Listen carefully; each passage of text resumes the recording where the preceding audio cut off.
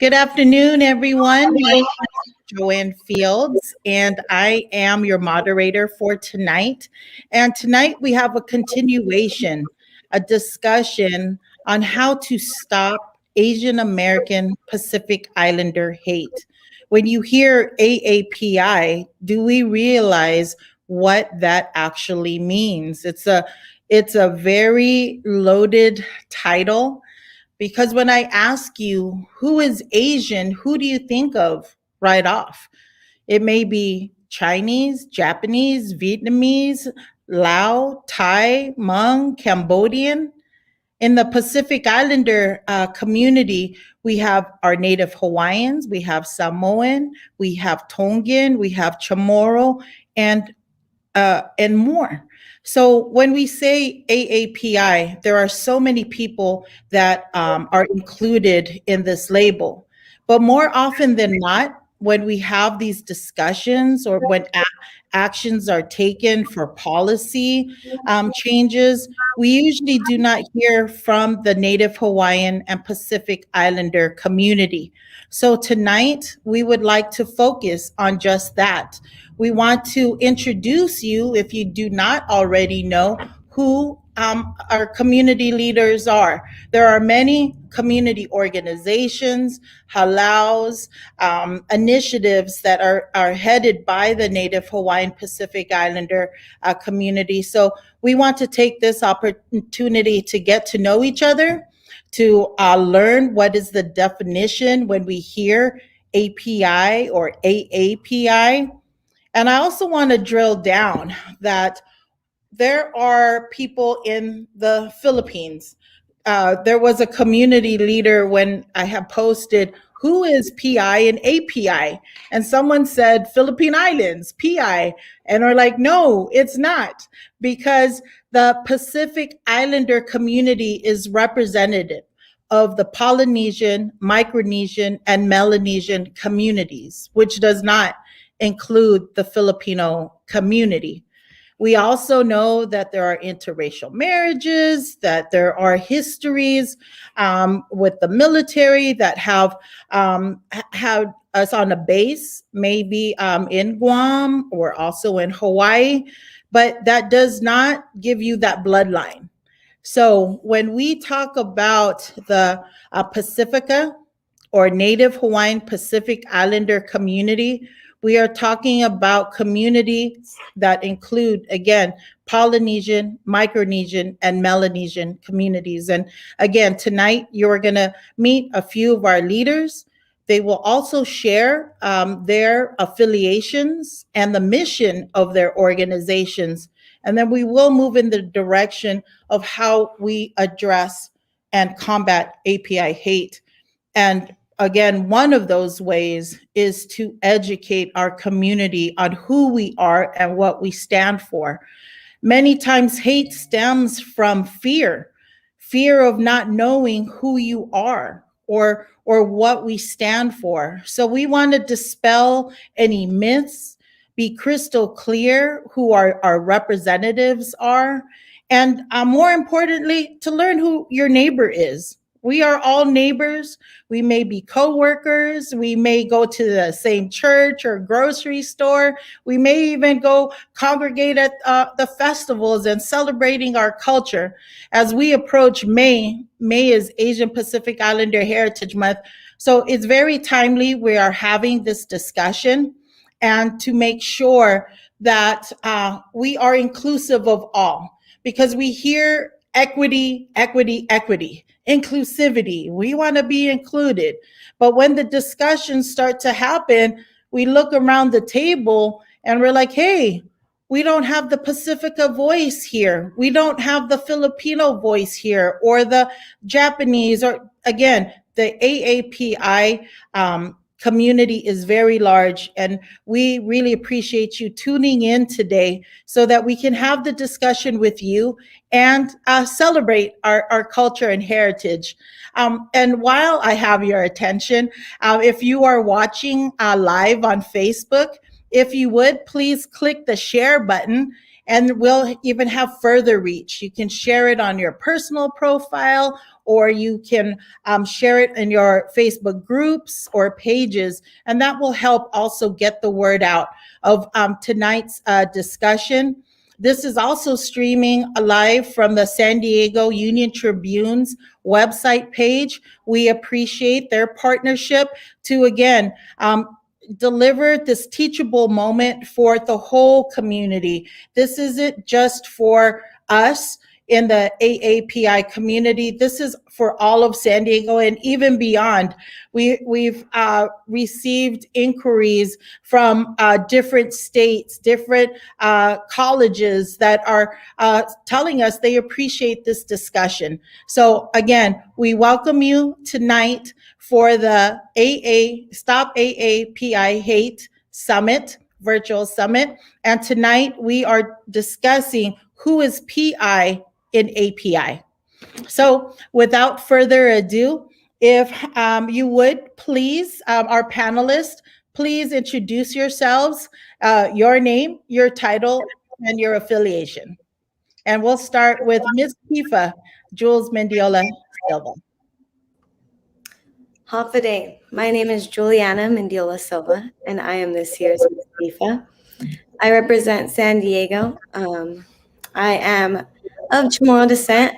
As Miss PIFA, I have a platform to give back to and help our Pacific Islander community. My platform is to educate Pacific Islanders in San Diego of how we are affected by COVID-19. I have lost 4 family members to COVID-19, and I am on the front lines in this pandemic. I have made it my initiative to make sure our community is vaccinated and educated about COVID-19.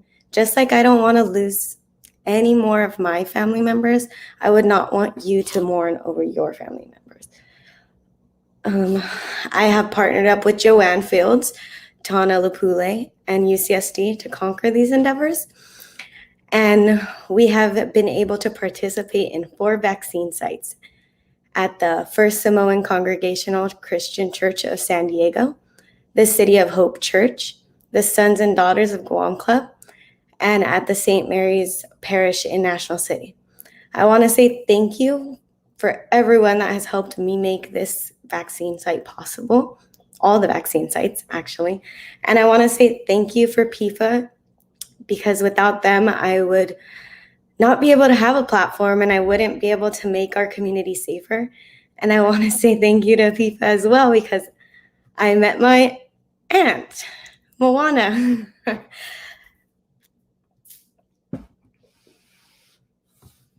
And speaking of your aunt, we'll call on her, Ms. Moana Cavilas.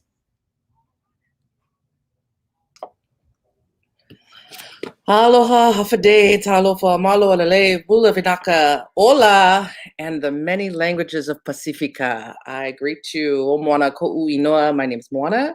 My pronouns are she, her, hers. I have many titles, but you can call me Mo, but never call me Moo. We will fight if you do. I wear many slippers in the Native Hawaiian Pacific Islander or NHPI communities of San Diego. Today I will speak from my Malama Ola or Health and Wellness Chair slippers.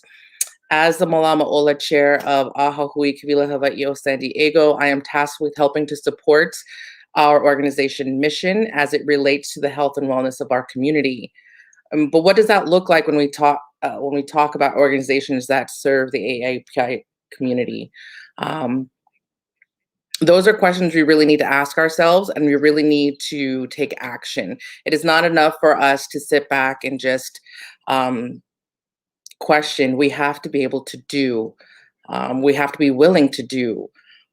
Joanne defined what an Asian American and a Pacific Islander was early on. As a Pacific Islander myself, a person who identifies as having roots in Micronesia and Polynesia, we are here, but our voices aren't heard. I know that I personally am present and I'm ready to represent my community. So thank you so much for this opportunity. I look forward to engaging with you.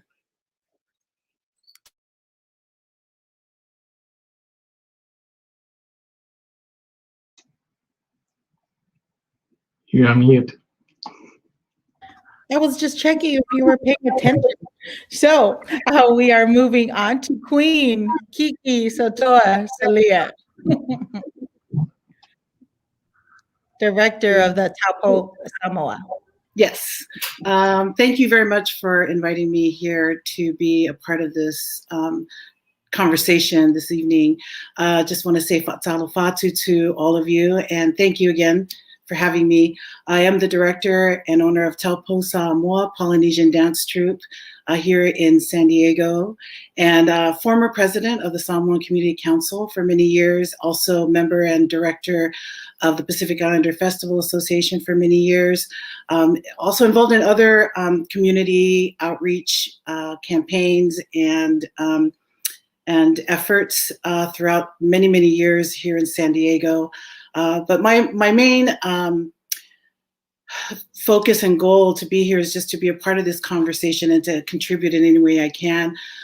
Currently, I focus on just promoting Polynesian culture through performing arts, a lot of emphasis on our Samoan culture and language as well.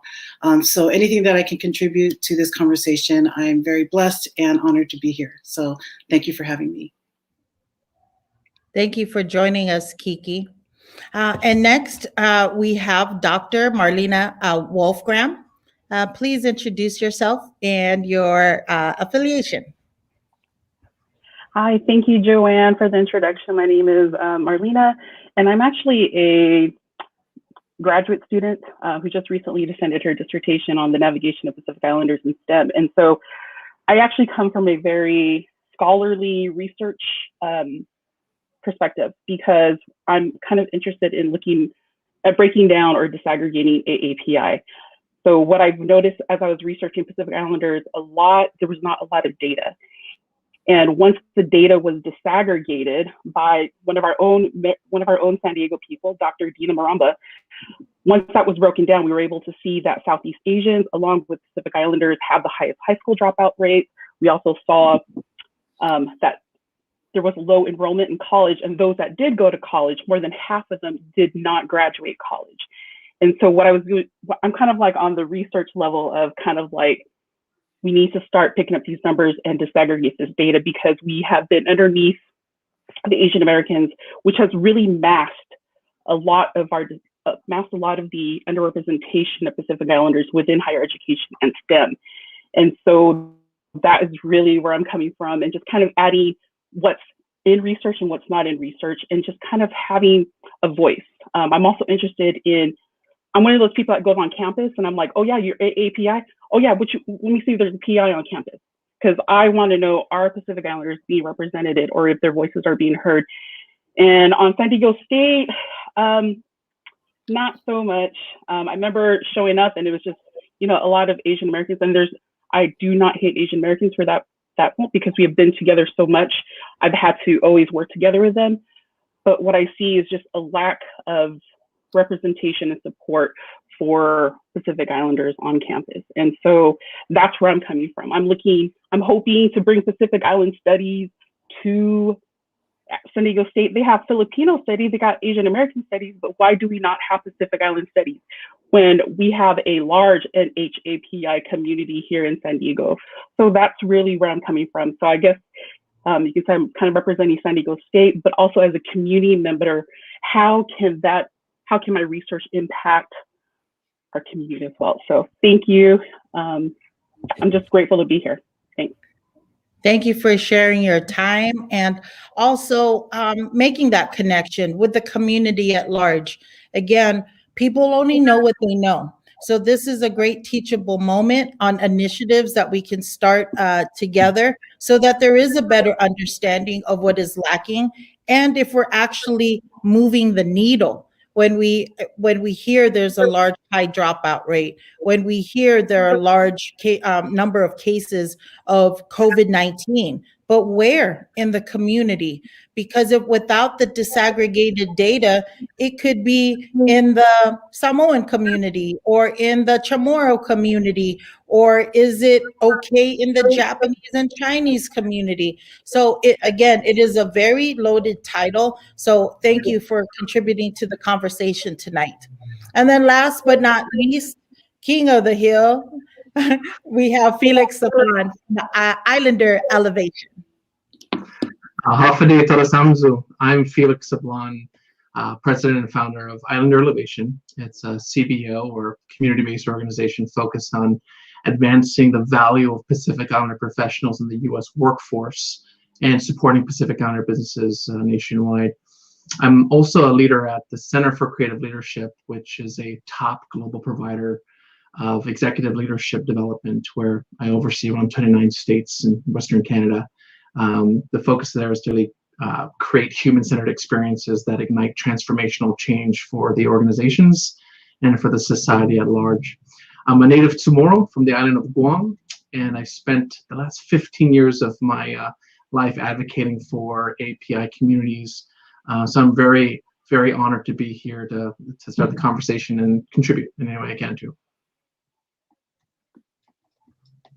Thank you, Felix. And again, if you are just now tuning in tonight, this is a continuation of the Stop AAPI Hate virtual summit. Tonight, our featured topic is who is PI in the AAPI community? Because again, it is a very loaded label, and it encompasses so many. And we have some of the top leaders here in San Diego representing the Native Hawaiian and Pacific Islander community.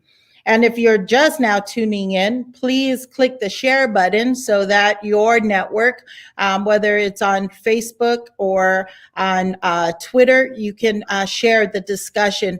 And also, if you have any questions or comments, please type that in to the comment section of the San Diego Union-Tribune's Facebook page.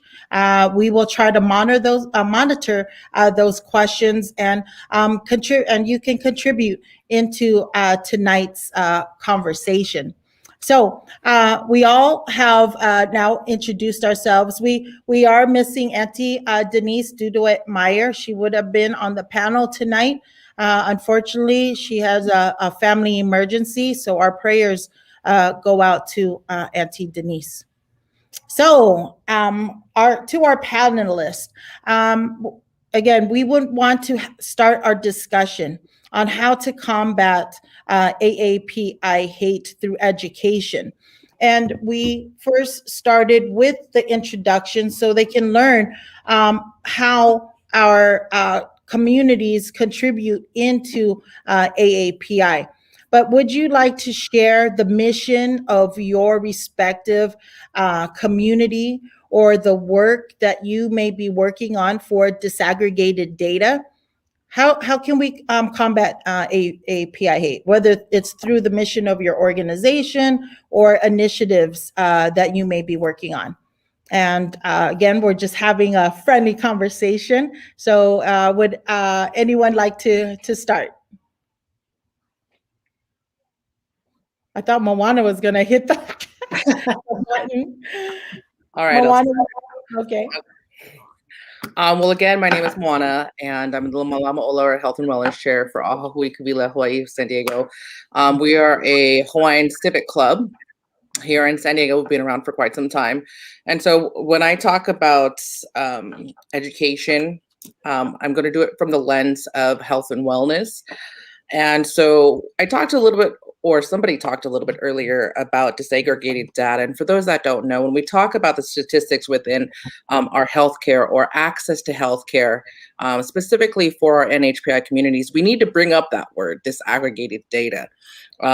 There was a bill that was introduced back in 2015, I believe, or 2016, called AB 1726. And what that was, it was a bill that would require the State Department of Public Health to use additional separation collection categories and other tabulations for specified Asian groups and Pacific Islander groups. but then to take action. Now, this bill, as you can tell, has been around for what, 5 years? And we are still not seeing the amount of disaggregated data that we really, really need. So we really need to have some kind of robust and progressive way to enforce this bill that has already been passed. And the reason for this is so that we can better have a better idea of what problems we really have in our communities. And so that we can get resources to those communities to address the health disparities that we are facing. Specifically now, when we look at COVID-19, you know, it's attacking our communities in high numbers. I can honestly say that of the, you know, everybody that I know, we're going to a funeral every week. And I'm not saying, I don't want to make this the Oppression Olympics at all. I realize that other communities are also facing some of these concerns. But the reason why, you know, our numbers aren't being talked about is because there's no disaggregated data. And so I think, you know, when we want to try to combat AAPI hate and, you know, we want initiatives in place, we really need to make sure that just having a disaggregated data policy that's robust in its enforcement will really help to spotlight the issues that we're facing so that we can address them. So yeah, that's what I got. If I could just piggyback off of Moana as well. Am I okay to take the floor, Joanne? Oh, yes. Oh, okay. So just to follow on what Moana was saying, yes, our communities have been pushing for that data disaggregation for years, and recently been pushing through those policies.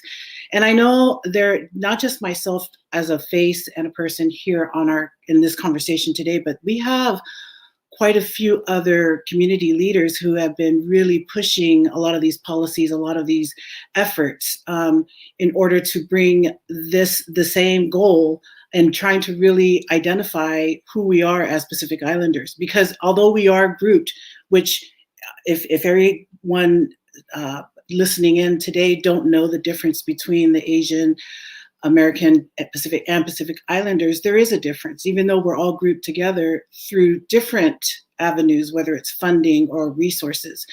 But we do try to push for that data disaggregation because although we're grouped together as Asian Pacific Islanders, or even just to separate Pacific Islanders, we all have our own respective needs.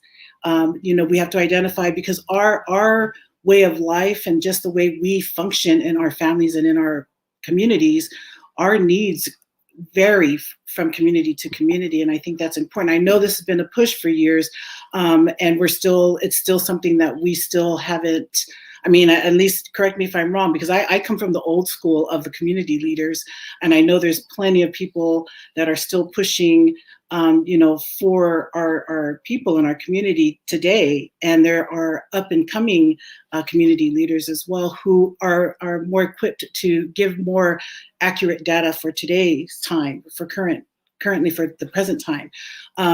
But it has been something, and it has been a challenge, and it's something that we want to be able to, you know, see some kind of progress.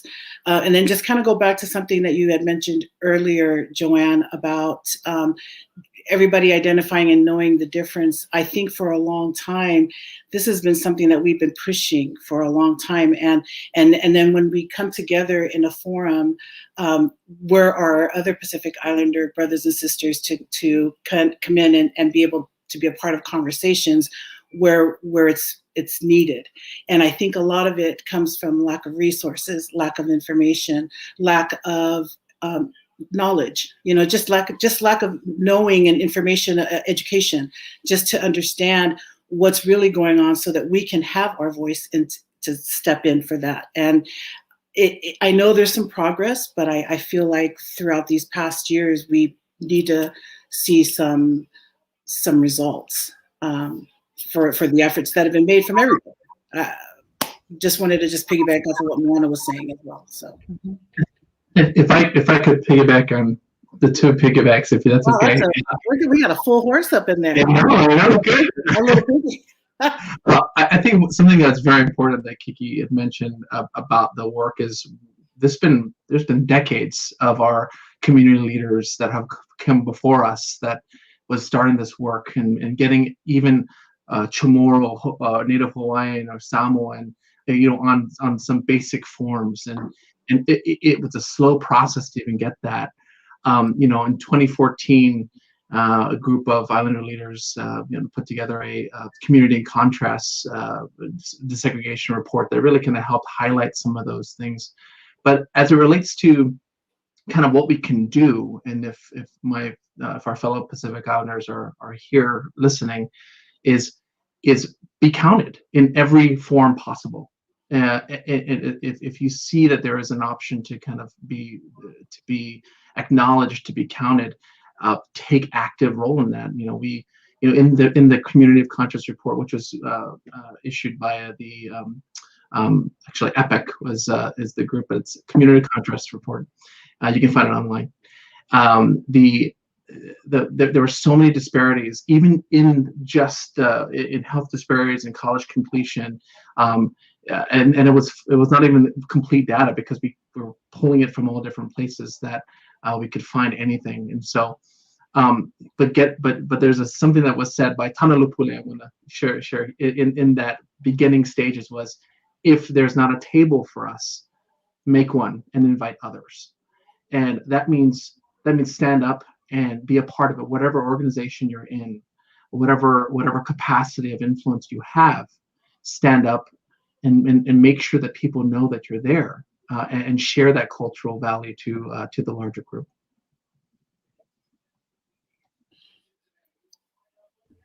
Thank you. Yes, it's true. When we see something, we have to say something, and we see that our voices are not representatives are not at the table. Our elected officials don't reflect the various communities. So we have to show up, whether it's in the form of a board and commission, or to again bring our own table and chairs. So hence this forum. And I want to really appreciate that this issue was brought up on the community advisory board of the San Diego Union-Tribune. And they were asking, how can we address that? And again, that's why we're having this conversation tonight, that this is a springboard to take action. We've heard that the policies have been passed, but we need to hold people accountable. We're not asking for something new. It's already supposed to be implemented.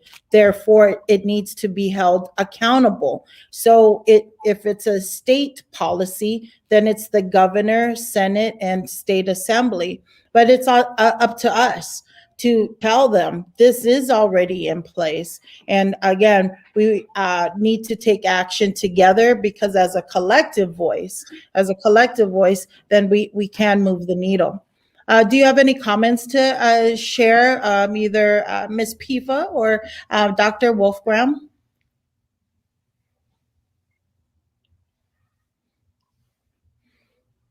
Yes. So as Miss Pifa, I represent the Micronesians, Melanesians, and Polynesians in San Diego. I think that we need a voice, and we need younger people to take initiative. I've met many, many people at our vaccine sites, and I want to say that we are very under, how do I say this, rated. There's no young blood in our leadership, and we need more people. And I will be passing the crown on to somebody this coming up year. So, and I really am so thankful that I've had this opportunity, and I've been able to show a face and make a difference in our Pacific Islander community. And it's heartfelt for me that I am able to get vaccines and arms. Like I said before, I've lost 4 family members to COVID, and they were all Chamorro. So I can't say it enough, but I think that it's important that Pacific Islanders and our entire community, not just Pacific Islanders, but Asians as well, do get vaccinated. But we are getting very hit hard by COVID because Pacific Islanders do not have the healthiest lifestyle. And I am guilty of that too. And obviously my family is. But I am so thankful to be here and be a part of the leadership in our Pacific Islander community. And I'd love to see younger people.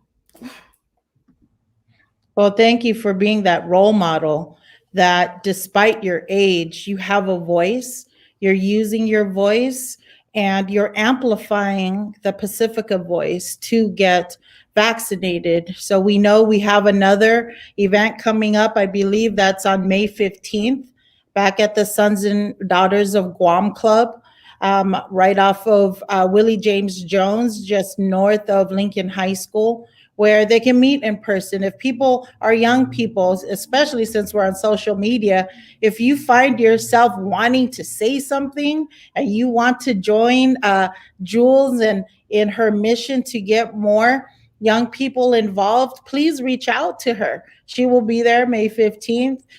You can also reach her through PIFA, the Pacific Islander Festival Association.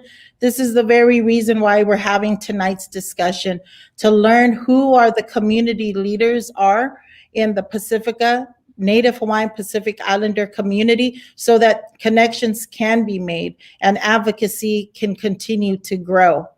Do you have any comments, Dr. Wolfgram? Yeah, sorry, I was going to go ahead and ask. Thank you for that, Ms. Pisa, and I think that's the important part, right? Because, okay, so I will be honest, I'm actually from Oakland, California. I just moved to San Diego here about 4 years ago, and trying to find community was the hardest for me. Being Tongan, I would try to look for Tongan church. Family here, but I had my head in the books the whole time. So I really looked looking for community on campus was big. And I really like what Jules said, is that, and I think that's why I see Pacific Island studies, because as you know, colleges where a lot of like young blood come up in there and they're all like hyped up and they got that energy to learn. And I feel like once you instill them with the cultural values and the knowledge about who they are, because that's what I ran into San Diego, is I would do one workshop on Pacific Islander identity. And I had one student come to me, she's like, I'm PI and I never do any of this stuff. I go, yeah, because they don't have PI studies courses here. And so that disconnect is not validating who they are. And then showing up in these places, whether it's a festival, whether it's to volunteer in these different groups, it's great and all, but a lot of them can't connect with that older generation, with our ancestors. I mean, they can in a sense through dance, through music, through language, but there's this other element that I feel like as they go into higher education, they could actually give back more, if that makes any sense. And so I was thinking about what you said, Felix, about what Tana said, is that I think besides just, creating a table for ourselves, I believe it's taking up space. As we know, representation means everything. And so when I see, like I said, when I see a PISA or a PETA group, anything that has to do with PI, I'm always like, want to check them. I'm like, where's the PI representation in here? Because you guys have PI, but where are the Pacific Islander leaders to help that other students can kind of connect with? Because I feel like at the college level is where we can kind of like create that connection, or at least, I don't know. I just feel like at the college level, this is where you can educate that younger generation that's going into adulthood, and then also giving them the knowledge of who they are and their identity. And that commuting contrast was a big major article. I want to say I'm not sure it was updated, but there was another article, another research that was followed up in 2020, just kind of saying, okay, we produced this commuting contrast and showed you all the disparities, but again, not much has happened. So this is where education plays a key role, in that the research is there, but what can I do on my back end to keep pushing it forward? Again, representation, right? And not just in person, but also in research, right? Because we know that funding, they're going to be looking like, where's the numbers? Where's the numbers to back up what you're saying for that funding? And then where's the scholarly work to show that you have this need, that Pacific Islanders are dropping out more than, Japanese students or, other students. So that's where I feel like we all need to work together, but in different venues. I don't know how to say it, because I feel like it's such a big issue. It's a big problem, but not one person can do it. Not one group can do it. So we all have to kind of put in how we can collectively work together, as you said, Jolene. Thank you. Thank you. So we've identified the challenges, we've identified possible solutions, but what direction do you feel either your respective organization can do? There has been a report shared in the Seattle Times that maybe we should consider retiring the AAPI label.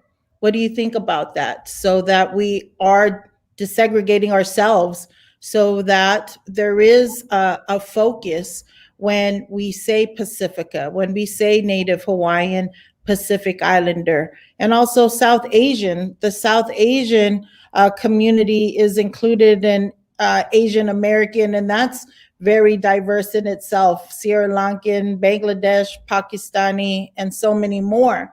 So is that something you think collectively that's a direction that we should maybe consider? And maybe we have a call to action here in San Diego to retire the AAPI label. Any thoughts? While I look on the questions on our Facebook page, I do want to invite our public, if you are just now tuning in, this is a continuation of the Stop AAPI Hate virtual summit. And tonight we are talking about who is PI, and when we say API, and how can we make sure that all voices are at the table. So again, any thoughts on possibly retiring the AAPI label? Anyone? Moana? Okay, so it's an interesting idea. And in a perfect world, we could retire it, and then we'd be able to focus on each individual group and all the subgroups that go along with it. I'm just concerned that, like Felix had said earlier, there have been those elders or those people who have come before us, who have laid the groundwork for us to step in their footsteps to get this going. I don't want any of their efforts to go to waste. In that, they fought for that disaggregated data bill, and then now we're bringing up another idea that would totally get rid of that, and we'd have to almost start from scratch, I think. And I think we'd, be taking a lot of steps back. I don't know, that is a really interesting topic. I think that any progress that we've made with that up until now, we would lose. But I don't know. That is an interesting one. I might have to ponder that a little bit longer. Sure, I'm going to share some comments. Or Queen Kiki, if you'd like to share. You're so funny, Joe. You don't have to call me Queen. I was just kidding in the beginning. But if you want to, feel free. So I would have to agree with Moana. I don't know if that's the solution, is to retire that AAPI acronym that identifies who we are currently. I think it's something that would have to be done at the national level in order for us, as she said, with the work that has been already put in and been contributed by many before us, and those who continue to do it now. I know on the civic level, like Tana Lepule is one leader who has been very consistent in pushing for all of our Pacific Islander campaigning and efforts to promote who we are and identifying who we are, so that we would have a voice at the table. And I think retiring it or doing away with it, it's kind of something that we've come this far, and I don't even know to do away with something that people completely do not even identify or understand what it is. And I think because of the efforts that we've already put in to even get us to the point where we're at now, which is not ideally where we want to be, because obviously we want to be down further along than where we are today. I know as Pacific Islanders, we have been voicing, and we have been pushing, and we have been trying to figure out ways to distinguish the differences of Pacific Islanders and Asian Americans, because there is a difference. There's a difference in who we are and in identifying who we are, our background, our origins, our needs, especially for our families, our elders, our children, our youth, in all aspects, whether it's healthcare, whether it's education, whether it's just every day, just surviving here in our communities. We still are trying to decipher the differences.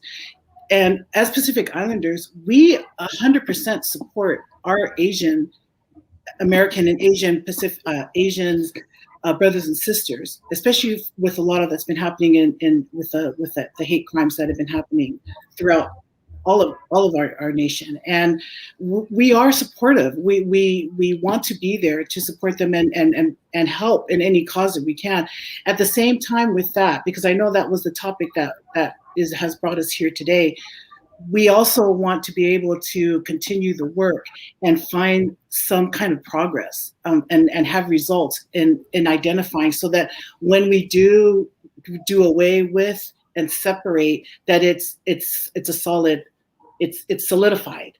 You know what I'm saying? It's solid. There, we can identify, here are Pacific Islanders and here are Asian Americans. We are two different kind of people who have been categorized all into one. And so until that happens, I think doing away with or retiring that AAPI title, I don't think that's something that can happen now or soon, at least here in San Diego or in California. I think it's something that would have to happen at a national level. And then just to kind of go back to, well, I have the floor if I may, to go back to Ms. Pifat, thank you so much for stepping up and utilizing the platform that's been given to you, the opportunities that's been given to you, because we do need a lot more people, our youth, we need our future generation to step up. Because I know, especially with the millennials and the what's the other group that's up now? What's after millennials? What is it? What's the group after millennials? I think it's Gen Z, right? Or Gen X. Gen X. Yes. My grandkids. Yes, they're very opinionated, and they're a source to be reckoned with, or a force to be reckoned with, both. And they have a voice, and they're speaking their voice, but we want them to be able to step up and speak their voice where it's needed. For first, our people, they're people of origin, before we can branch out into our own community, which is hence why we're here. We're here to represent our respective communities before we can actually contribute to the bigger community at large. So I want to say thank you for stepping up, especially with the COVID vaccine that you've been working hard to promote, and to making sure that everybody gets vaccinated. Thank you for that, and the efforts, and the heart and the passion that you have to do that. So like I said, I just want to say we need more people in our youth to step up, and the younger generation to step up and have a voice, so that it's not the same faces we see here all the time, right? And then going to Dr. Wolfgram, I don't think we've ever met, but congratulations on your accomplishments. Welcome to San Diego. I know that you're a babe here in San Diego, but I just wanted to, I think it's really getting in contact with the right people and the right resources, because I don't know if you know, they have community colleges here in San Diego County that have Pacific Islander studies. So I don't know if that's something you might want to tap into, but I think a lot of it is all of us coming together. I know people come and go. People they're really pushing the pavement to get the work done. You know, they're in the trenches really doing it and not relying on data that's been published by people that weren't the ones that did it. You know what I'm saying? That we're out there getting these numbers together. And I think that's really important because it's reality. It's knowing the community people, members and leaders who know their community is who we need to be talking to, which is this is a great start. But I think I feel like sometimes we reinvent the wheel. You know what I'm saying? I think we reinvent the wheel instead of going back to finding out where all of this originated, where it stemmed from, what's the information, what's the data you have so that we can carry it, continue it, instead of redoing it. And I think that's probably why we don't have the progress that we want and that we look for, is because we're continuing to reinventing the wheel. So I think it's important for all of us to really, if this is really what it's going to take, then we really need to all come into a room together, not just us, but many other community leaders who are out there hustling and pushing, and just everybody coming together and just let's streamline this process so we can get to our goal faster. You know. So anyway, that's my 10 cents. Thanks, Queen. Thank you, Kiki. I'm ready to die, so I'm So- gonna get my charger. Let me get. I think I'm. Can you take me off the camera so I can get my charger? Does it work like that? I'll wait. Oh, go ahead, go for it. Yeah, so I'm going to go ahead and say we need to be separated, disaggregated. The census has already began to disaggregate Pacific Islanders and Asian Americans. The NHAPI population is projected to increase within the next 10, 20 years. I feel a lot of data within education is already disaggregating Asian American and Pacific Islanders, which the reason why this is so important to me, because when they disaggregate it, you know, I said about, you know, the high school dropout, that in STEM, 35% of Asian Americans were earning STEM degrees, and only 16% of Pacific Islanders were earning STEM degrees. Now, if we had aggregated that data together as AAPI, Pacific Islanders are masked. So that 16% is major in the sense of like giving the reason why we need support on campus for programs that are specific to Pacific Islanders. I feel like if we sit on this like whether we should disaggregate or not disaggregate, we're only continuing this. Like, I really hate the term Polynesia. I really hate the term Micronesia. I really hate the term Melanesia, because as we know, those were terms made up by colonizers and imperialists, right? To kind of like group us. And because they grouped us, they separated us in Oceania. We were never separated. They created these imaginary boundaries, right? So I'm speaking from the words of Halapua, and I'm talking about these PI scholars, you know, that we're trying to break these lines down in research to kind of show that we come from a very acid base. We don't look at us from a deficit, right? And so I feel like this is the perfect time to actually start thinking about separating from Asian Americans. I mean, over 48 groups under AAPI, and within those 48 groups, you have subgroups that speak different languages, different cultures, different traditions, different experiences with immigration, different experiences within dealing with COVID. And I also want to disaggregate NHAPI, because I feel like that too is another big umbrella term, but sometimes we can't even see what's happening within the Samoan community, the Chamorro community, I don't want to say the Micronesians, but the Marshallese community, right? We have all these different challenges or barriers within these umbrella terms, which are important, but sometimes they're kind of masked under these big terms, right? And I get it, we need it for funding. I mean, that's the reason why they came up with AAPI, right? It came after the civil rights movement as a way to kind of put funding or to kind of like show that this group is growing and thriving, right? But what it actually did was that it kind of put us all in this one bubble and actually created, like, I don't want to say a stereotype, but that's where this model minority myth came in, right? This whole idea that we're doing okay. Don't bother us. We got it. We got it together. But that was only a certain group of AAPI groups that were doing well, right? Our East Asian, our Chinese American, Japanese American, Korean Americans, the Indian Americans, right? But if you looked at the Pacific Islanders and the Micronesians and the other groups under there, they were not doing as well. And so it's taken us this long to get to this point, to have a conversation like this, that I think this is the perfect time to just start thinking of NHAPI. Like I said, the census has already started to disaggregate us. And so I feel like we need to kind of move forward. And it's not to say like we're divorced from Asian Americans. I feel like there's still opportunity to work together. But to like move forward, you gotta let some things go. You gotta let that baggage go. But that's my little thing on that. I just want to kind of reframe maybe kind of the discussion in the sense that is it to retire the word, or maybe is it to, reimagine what that means?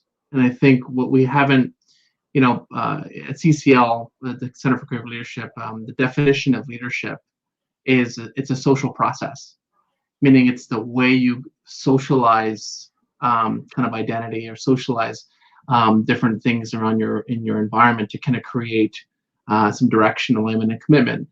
And to Jules' point about getting more people involved and activating, that's Mo, you said that.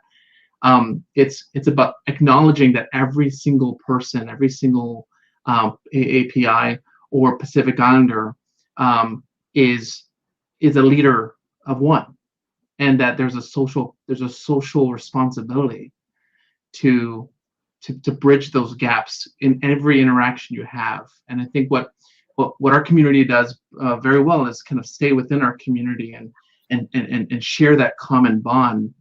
What we don't do very kind of habitually is branch out and bring a lot of that cultural awareness in every walk of life. And I know, my sisters on the call today do that everywhere they go. They can't take that away from their identity.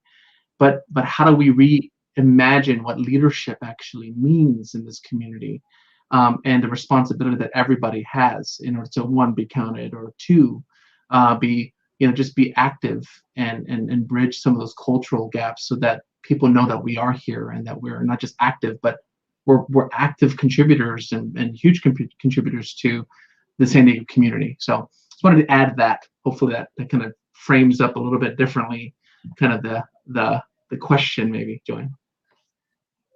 Thank you. I'm scrolling through Facebook, so if there are any questions, or if you are just now tuning in to the discussion tonight, it is part of a series of Stop AAPI Hate. It's a virtual summit in partnership with the San Diego Union-Tribune. And we have our community partners with us. We have Ms. Kifa, Ms. Jewel Silva. We have Ms. Moana Kabilas representing the Native Hawaiian community. We also have Ms. Kiki Sotoa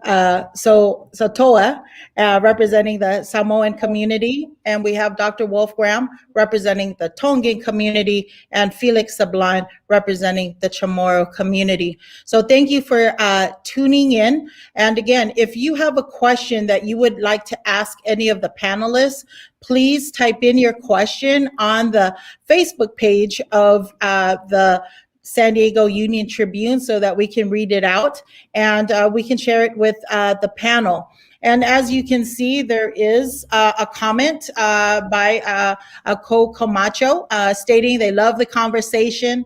I also think stability of having young people involved needs to look at the fact that our community does not move individually. We literally carry our generations with as we move. We carry our past and present to move us to the future. Where are the resources for support of sustainability? I want to chime in there, especially with our government and elected officials that may be watching. We are all taxpayers, and taxpayers can contribute to a fund where we can apply for a grant for a program or service.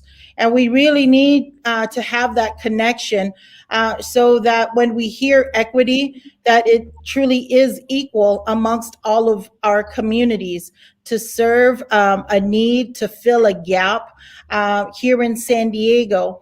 So I'm hoping if any of our elected officials or decision makers, foundations that are watching and would like to contribute to any of these organizations that are being represented by the leaders online or even offline, today it's really a conversation to introduce, if you do not already know, who are some of our powerhouse leaders in the San Diego community, because more often than not, we don't have representation at the table. And like it was said earlier, we don't need to wait for an invitation at the table. We'll bring our own table. We're going to bring our own community voices and amplify together. And again, we appreciate our voices being amplified by the San Diego Union-Tribune.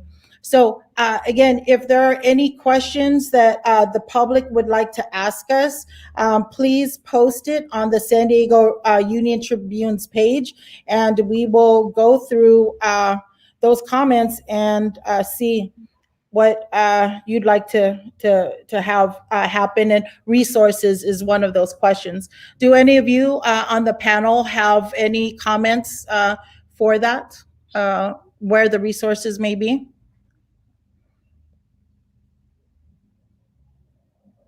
Through non-direct Pacific Islander organizations.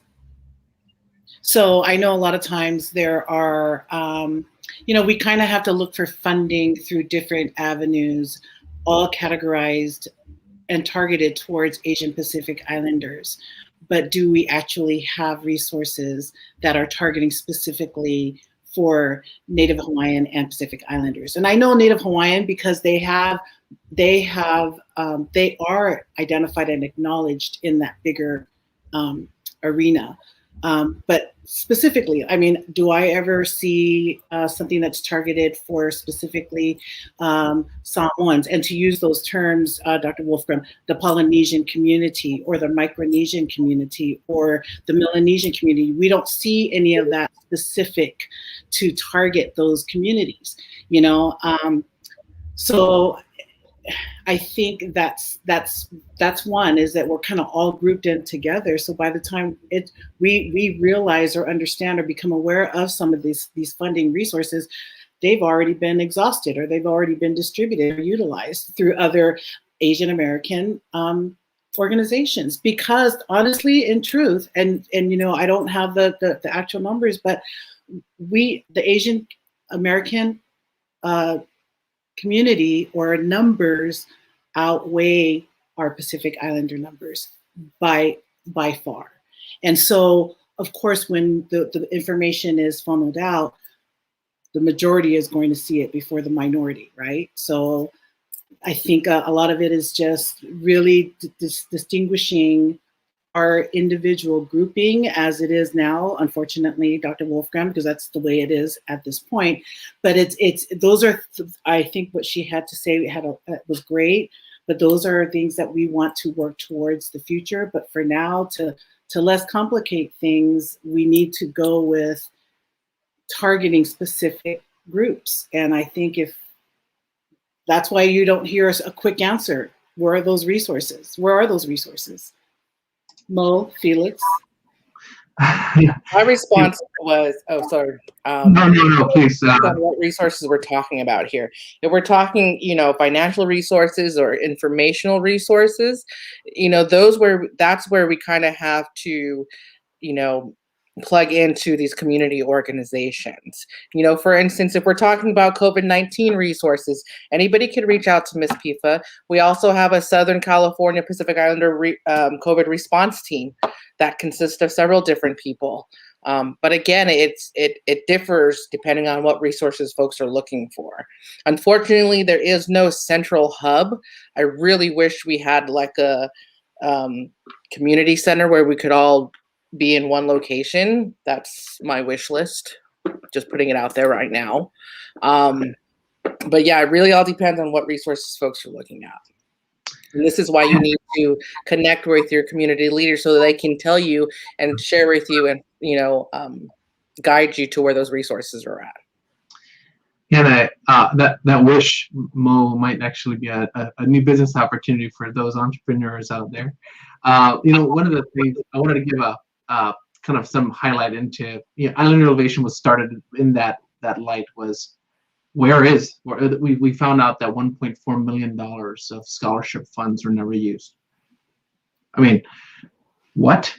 Because people can't find it, or they don't know it's a reoccurring scholarship, or whatever have you. And these are fanned out across all the different types of block funding or grants. The hard part is that even if it was out there, there is a tendency for it to work harder for it, and sometimes we all have to spend a little bit more time trying to find these resources. So I'm not saying that it doesn't exist, but if we look hard enough too, we can find some resources that work. And so one of the things that it took because we were aggregating resources for the Chamorro community. It took us 6 months to find 6 scholarships targeted toward the Chamorro community that were only seasonal. And so we couldn't even put it in an aggregation to actually have it presented to the Chamorro community. So again, it's to your point, Mo, it is about making sure that we activate our community leaders and actually lean on Joanne Fields in the San Jose community to kind of aggregate some of those resources so we can have that going into the future. So Joanne, back to you. I wish I knew where that pot of gold is.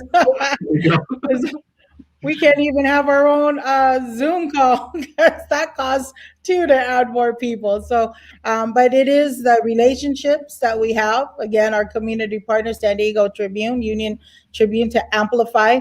And I know there's people watching that have access to foundations or making decisions on boards of directors, or again, our elected officials. Having worked with 5 elected officials over 20 years, I saw different levels of pots of money, whether it's in federal, states, or local municipalities in San Diego, National City, Chula Vista.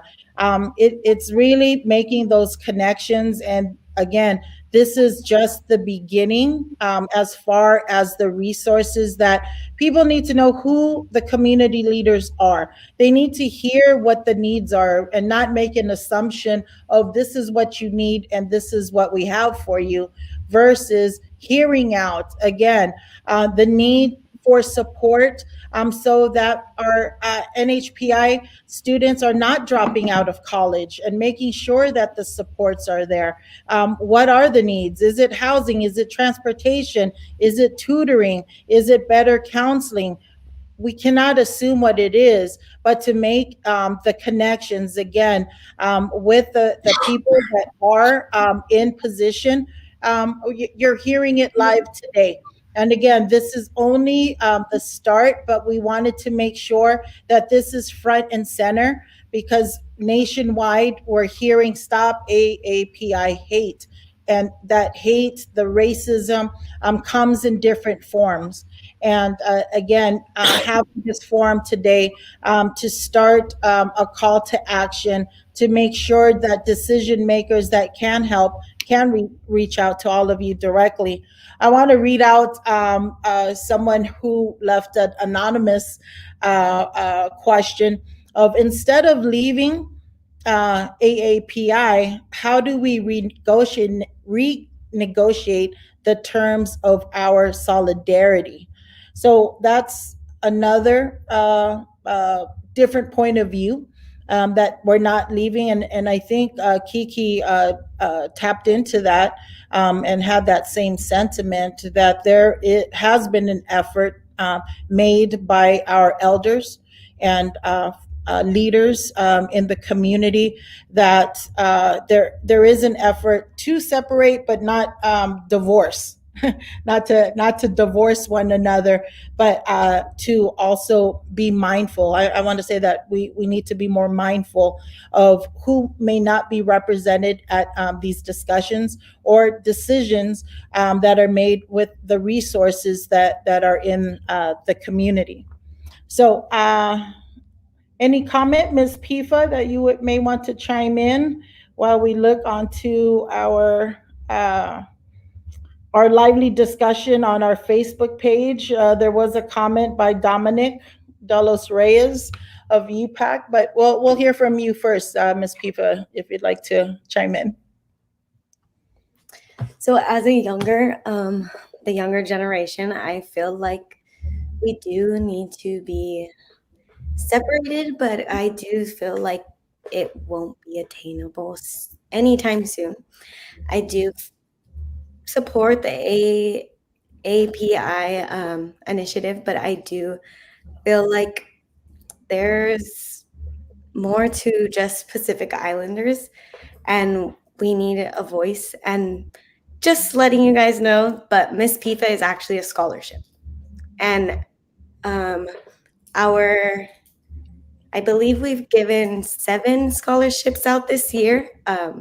So there are obtainable scholarships. There's everything. PIFA is here and able to push education. And I've met many young Pacific Islanders that have gotten this scholarship. I've actually met Tana Lapule's daughter, and she's amazing. There's multiple young Pacific Islanders out there that do want a voice, but they just don't know how to put it out there. They use social media, they use different types of things. I dance with the Rancho Dance Troupe, and my instructors are very involved. As you guys probably know, the PIFA president, Anissa Afale, I might have just butchered her last name, but she is a big impact in my life for this PIFA journey. And she has a very big part of my heart, and she's pushed education on me, and my family has pushed education on me. And I don't think that it's an excuse for our Pacific Islanders to not get education just because there's no scholarships, because there's FAFSA, there's BOG, there's all these kinds of things. And I think that we need a voice, and we need younger Pacific Islanders to come out and really show that we are here to have leadership, and we are our next generation. We need to step up, and we need to be able to be heard. Thank you, Ms. Jewel. And since we are speaking about scholarships, I would like to make a plug for the San Diego Union-Tribune, especially if you are a high school student interested in journalism. And maybe you want to intern for the San Diego Union-Tribune. They are offering $5,000 scholarship as a paid internship with the Tribune. So what better way to amplify voices by working with our largest print media outlet here in San Diego. So we'll have a link where you can apply. Time is running out. You have 2 weeks to apply for the paid internship, and it is a $5,000 scholarship. So if you're a high school student interested in journalism, there is an opportunity for you. I'm going to do a time check because we're rounding around the corner of the 7 p.m. Mark, and I want to again invite the community for questions or comments, and I know that there are a few, and I'm trying to get to them. And again, if you are now watching and you've just tuned in, you are witnessing a discussion. It's a continuation of the Stop AAPI Hate virtual summit. And our topic today is who is PI in API. So I want to, there is another definition that Dominic brought up, and it won't let me scroll to that. Moana, what was that definition? It's APIDA, which stands for Asian Pacific Islander Desi American. It's another term that is very similar to AAPI, where it includes both Asian American groups and subgroups as well as Pacific Islander. Thank you. The Desi community, so the Indians, Pakistani group. So. Yes. Whose voice was that? Technology again is pretty amazing. That was you, Dr. Wolfgram. I'm like, hey, we got a new voice in there.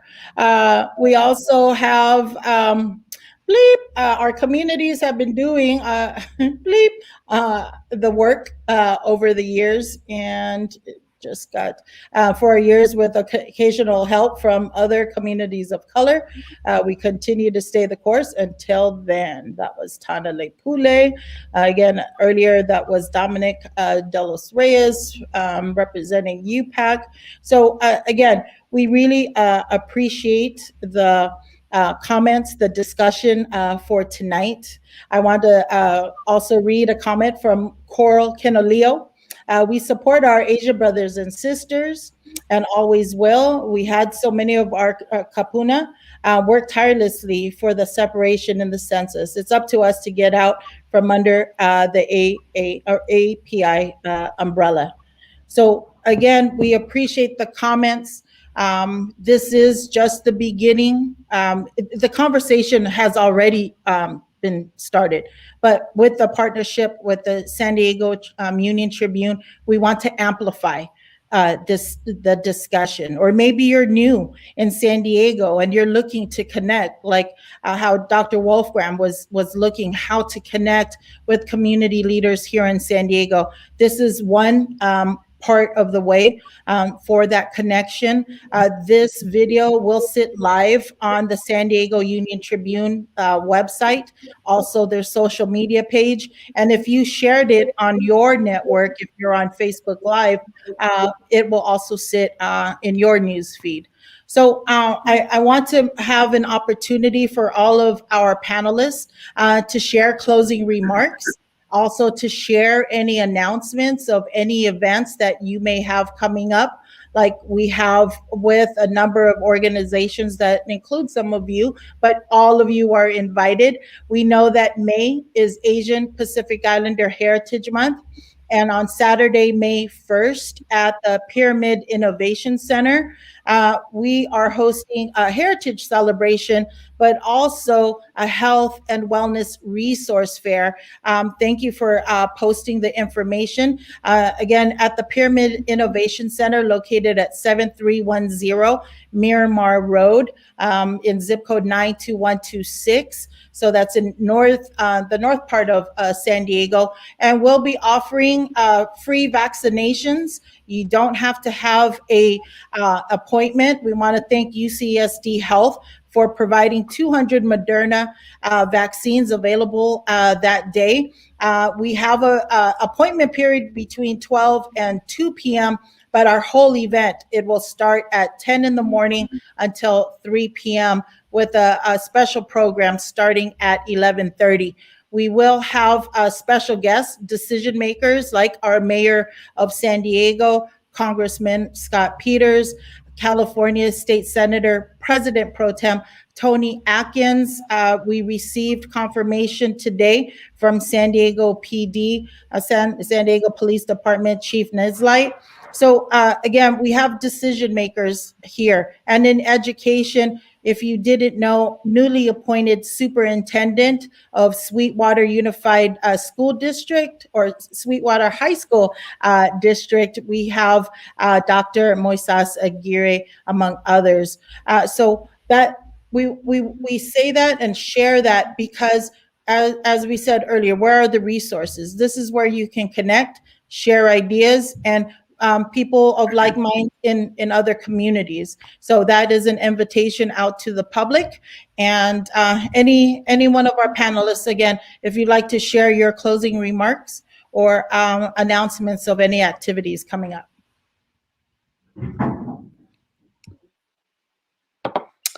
I think you mentioned it, Joanne, but like Joanne stated, the month of May for Native Hawaiians is considered a May Day, which is an annual celebration of the Aloha spirit. And I think that now more than ever, that's definitely something we want in our lives. We want to promote that and support that. So in the spirit of Aloha during the month of May, you would give a lei. I also want to mention that May is also Mental Health Month. And considering we've all been traumatized by this pandemic, I urge folks to seek out help if you need it. Talk to somebody. This pandemic is no joke, and having to live through it, or rather thrive through it, I only wish that everybody gets the help they need if they so need it. Thank you so much for having me. Thank you, Moana. Queen Kiki? First, I want to say thank you, Joanne, for hosting this summit today, and also to the San Diego Tribune, Union-Tribune, for helping us amplify our voices with a group of our panelists today. I think that in following the series of our summit, I think it's really, really important that our Asian American brothers and sisters know that we do fall together under this AAPI, and that we do support in any way we can. We support to stop the hate, especially with everything that's been going on recently. But we also want to move forward in a direction that, as Sister Coral had mentioned earlier in her comment, we do need to find a way and find it productively and successfully and efficiently to separate our Pacific Islanders out from that big umbrella of the API. I think that's the first and foremost. It's something that like we repeated today, is something that we've been pushing, the community leaders in the past have been pushing for a while. And I think it's finally time to really try to push and make it happen, make it come to fruition.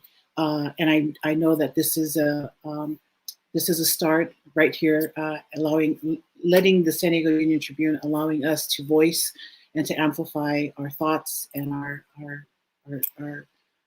mission of what we want to see accomplished. Because I think in order to move forward successfully and efficiently to serve our communities and our people, we have to find a way to separate the AAPI, Pacific Islanders, from the Asian American, so that we can identify and be able to receive the resources that we need, whether it's in all areas, whether it's healthcare, whether it's education, whatever it is, mental health, we all need to find a way to separate that and to move forward to be successful and help our communities in the future. Because I feel like this has been a conversation that's been repeated over and over, and I think something needs to move to the next level.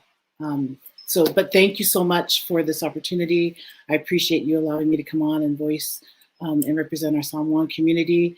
I know there's a lot of our Samoan leaders out there and Pacific Islander leaders out there doing the work.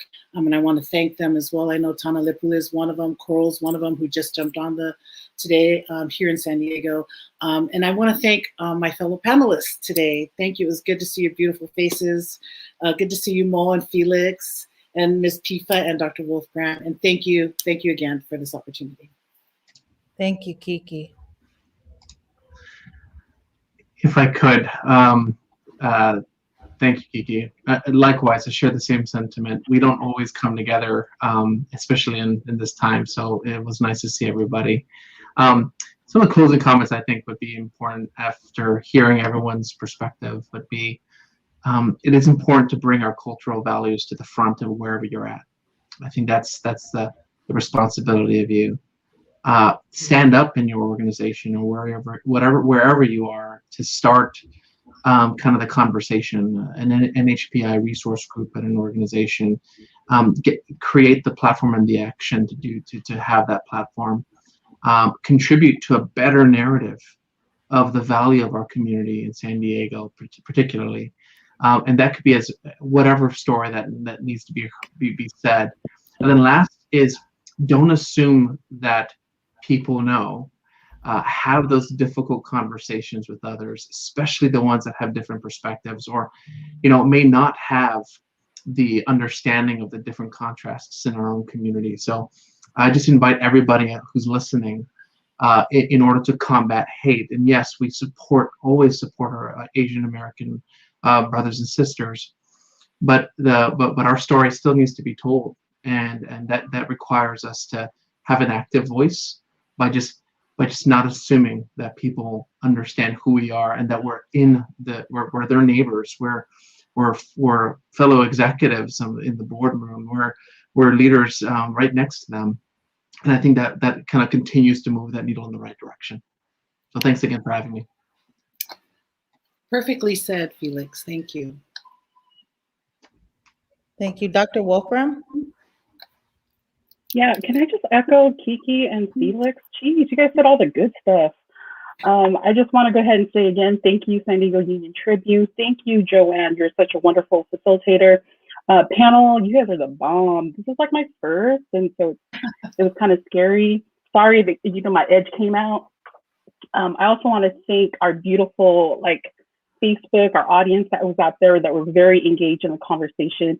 I'm just grateful to be in this in this space where we have this real talanoa, right? This real conversation, critical conversation, where we not only took a seat at the table, but we put it out on the table. And I think that's the important part. Whether we agree, whether we disagree, the point is to have these conversations, because you can't be talking behind people's back, gotta leave it out there on the table. And so I'm very grateful. Thank you for letting me be me. And I'm just, like I said, grateful for this VOD. Thank you for this space. And yes, thank you. Thank you. And Ms. Buell? I just want to say thank you to all of you guys. You guys are a big part of the Pacific Islander community, and without you guys, I wouldn't be able to be here. I want to say thank you to PIFA, and I want to make sure that we do remind everyone that the second vaccine per Tana Lapule is tomorrow at the First Samoan Congregational Yes. Church of San Diego. Exactly. And that's it. Thank you guys for having me. Thank you. So again, the second Moderna shot is available at the First Congregational Samoan Church right off 43rd Street. We'll try to get the address posted there. We will also offer the Moderna shot this Saturday at the Pyramid Innovation Center. Again, the Moderna shot will be there on Saturday. And we also are organizing a Johnson & Johnson. It's coming back out. We just had a walkthrough today with the leadership at Paradise Valley Hospital, San Ysidro Health Center, also API Initiative and the Filipino Resource Center, along with National City Mayor Sotelo Solis. So that is slated for May 22nd. So there are a lot of options out there, and we want to make sure the vaccines get into the arms that haven't received it yet. And if you have any questions, we also have community partner Dominic Delos Reyes Moana, I believe, is also now one of our community health workers that can help you find that appointment or location to get the vaccine.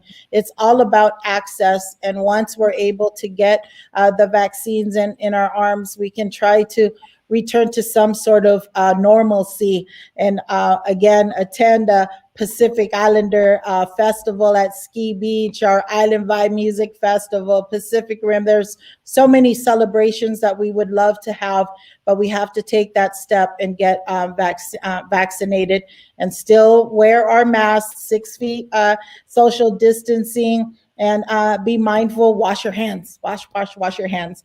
And before we log off, I want to thank Luis Cruz for the opportunity. He is the Community and Public Relations Director for the San Diego Union-Tribune. Again, we have a $5,000 scholarship for high school students interested in interning with the Tribune. Also, Jeff Light, and for having a community advisory board to uplift and amplify all voices that have been either silent or just not noticed. So everyone, please be well and be safe. And thank you, panelists, for sharing your time and your expertise tonight. And we'll see you once again. Thank you. Just Masti, adios. Jesus Masi. Up to time.